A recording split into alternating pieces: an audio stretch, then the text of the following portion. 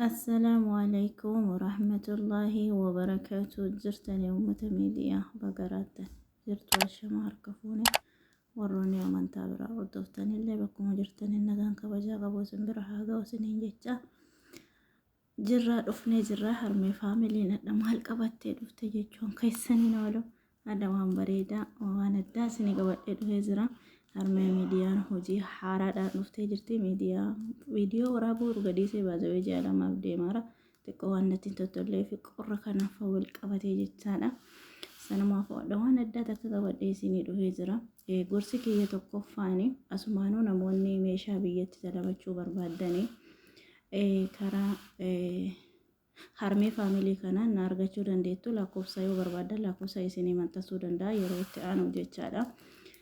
Kanumaafu maal jechuu barbaada gorsi kiyya obboleeyyan kiyya namoonni biyyatti meeshaa ajajattan qimamochi mana madaamii biyya garaagaraa teettanii biyyatti meeshaa ajajattanii mana keessan guuttachuudhaaf meeshaa garaagaraa ajajattan koontiroo biiffee ta'e biiffee meeshaa mana keessaa xaawulaa nyaata akkasuma meeshaa adda addaa saanii yaani waan dubartiin itti fayyadamtu hunda jechaadha dabalatee walumaa galatti wanti isiniin jechuu barbaadu obboleeyyan kiyya asirratti naaf oolchaa namni sagalee kiyya kana dhageeffattanii maal jechuu barbaade tokkoffaa meeshaa nama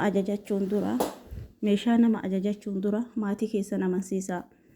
Atiin abbaa manaa qabdu yoo abbaa manaa qabaatte abbaan manaa kan kee tole jedhee yoo waan si hin binne taate maatii keetii wal mari'achuudha.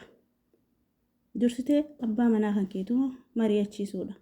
Abbaan manaa kan kee si bituu danda'a yaani bakka ati feetetti yoo ajajatte inni si hojjechiisuu danda'a jechaadha. Tokkoffaa wanni aan asirratti isinii dubbachuu barbaadu sirriidha. Maatiin meeshaa haganaa kanneen maallaqa haganaa baasanii haa bitanii baay'ee namatti hin jaalatan maaliif hin beekan waan ta'eef jechaadha maatiin tokko. Walumaa galatti meeshaa nama ajajachuun dura maatii keessan amansiisuu dirqama. Namoonni meeshaa ajajattan jechaadha. Namoonni meeshaa biyyatti ajajattanii mana keessan keessa guuttachuudhaaf fakkeenyaaf dhugaadha namni biyya namaa taa'ee waan isa barbaachisu ajajachuun sababni isaa namni biyya namaa keessaa gaafa galee maallaqa baasee bituun itti ulfaata. Haga biyya namaa jiru waan hojjetuuf waan dalaguuf waan maallaqa qabuuf ulaagaa mana ofii keessaa fayyaa qabaannaan guuttachuun dirqama. Bakka sanitti meeshaa tokko namarraa ajajuun dura meeshaa ajajattan kana maatiin isin qabdan isin heeyyamoo ta'uudha.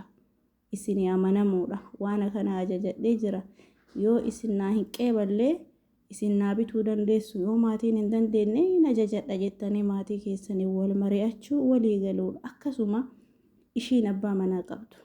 Tokkoffaa irratti abbaa manaa keetii waan tokko mari'achuudha. Fakkeenyaaf namoota yeroo tokko arginu abbaa manaa fakkeenyaaf namni bar sapiraayizii nu jennu kana hin beeku namni tokko bar hin naqqaane na fakkaate sapiraayizii namni jedhu kana hin beeku. Fakkeenyaaf meeshaan bitamee erga ka'ee mana isaanitti gashuun nama didutu jira. Waa'ee kun ta'uu hin danda'u. Dursanii isaanuma san faamilii ofiisa amansiisuu yoo abbaa manaa kan keessan amansiisuudha. Obboleeyyan kiyya namoonni meeshaa ajajattan jechaadha. Namoonni meeshaa ajajattan faamilii keessan amansiisuu waliin mari'achuudha. Wal duukaa mari'achuudha. Namni waa mari'atu waa hundumaafuu bareedaadha. Kanaaf ishiin abbaa manaa qabdu abbaa manaa kan kee faana mari'adhu tokkoffaa. Yoo abbaan manaa kan keessarraa hin qeebalin ta'e nama itti dhiyaatu mari'achise waan akkanaatu na barbaachise jedheeti. Uduu inni jiru nama biraa bakka buuftee bichisiisuun dirqama miti hin ta'ullee.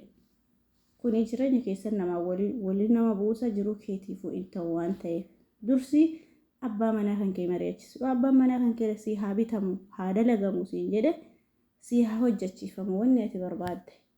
Yoo inni hin ta'u anuun bita jedhe isa bichisiisuudha waan mana kan kee keessa si barbaachisa.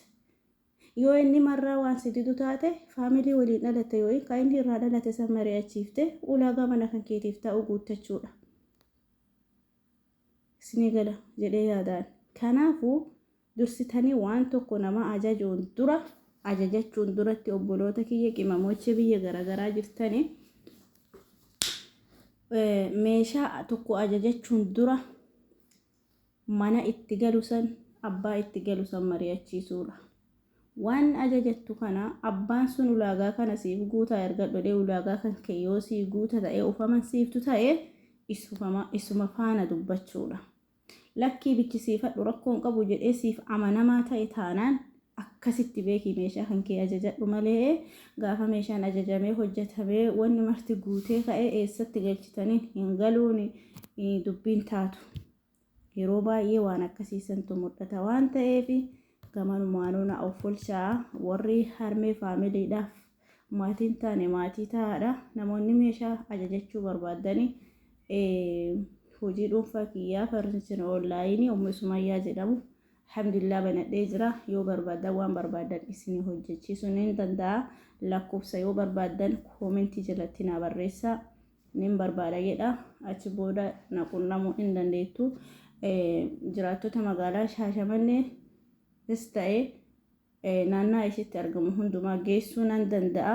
Hin dandeenya waan ta'eef yoo barbaadan ajajadhaa isiniin jedha. Ani amaanaa wanti jedhu ammoo waan tokko ajajuun dura meeshaa tokko ajajachuun dura faamilii keessan amansiisaa.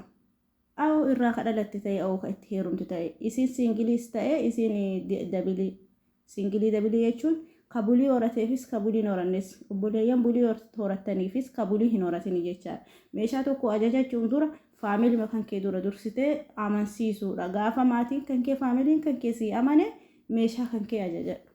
Akkasiin viidiyoon kun yoo isin gammachiise dhiifama turee jira viidiyoo waraabuu amma booda isin irraan badu waan haaraa babbareedaa isin waan natti hin tolleef viidiyoo waraabuu dhiise sababni isaa waan babbareedaa yoo hin fidine amma ani hojii bareedaadha eegale waan ta'eef hojii bareedaa kanaan gaba kanaa yoo dubbachuu barbaade nan dubbadhaa dhufe malee akkanumaan miidiyaa as fayyatumaan waa jechuun kunis laayivii banuunis natti hin tolle waan ta'eef kanumaafuu isin nu jajjabeessaadha. Akkasuma du'aayis naa godhaadha inshallah fuula dura biyya galuudha. Kana waan ta'eef fedha isaa taate du'aayi naaf godhaa isiniin jedha. Akkasitti beektanii meeshaa ajajachuu hin dandeettanii. Meeshaa biyya namaatti galchuun dogongora. Meeshaa biyya namaatti galchuun dogongora. Maaliifuu wanti biyya kana jiru biyya keenya dabiliidhaan jira jechaadha. Waan indoom asirra meeshaa babbareedaa meeshaan turkii galu meeshaan asli biyya keessa jira jechaadha. Sanumaafuu kan darbee kan dhufuuf ammoo meeshaa biyya keessatti maallaqa keessan sheer gootanii bitachuun bareedaadha isiniin jedha obboleeyyan kiyya. Gamanumaan namoonni meeshaa garagaraa ajajachuu barbaadan mijilis arabiyaa haa ta'u kontiroobiifee haa ta'u qumsaaxinii haa ta'u walumaa galatti ulaagaa mana kan kee bareechifattu yoo barbaadde aloo jechuun dagatina koomentii jala na barreessaa namni fedhii qabdan jechaadha. Lakkoofsa yeroo itti aanuuf isinii maxxansa. Horaa bulaa deemana nagaannaa tura turti gaarii.